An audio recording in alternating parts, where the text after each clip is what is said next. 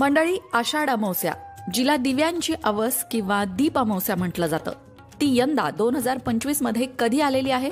या अमावस्येच्या दिवशी कणकीचे दिवे करून घरातल्या लहान मुलांना ओवाळलं जातं. असं का केलं जातं? मुलांना त्याचा काय लाभ होतो? त्याचबरोबर या अमावस्येच्या दिवशी दिव्यांची पूजा केली जाते, ती का केली जाते, कशी करावी, या सगळ्या प्रश्नांची उत्तरं आजच्या या व्हिडिओत तुम्हाला मिळणार आहे. तेव्हा व्हिडिओ शेवटपर्यंत नक्की ऐका, चॅनलला सबस्क्राईब करा आणि आमच्या फेसबुक पेजलाही फॉलो करा. सगळ्यात पहिला प्रश्न, दीप अमावस्या किंवा दिव्यांची अवस यंदा नक्की कधी आहे?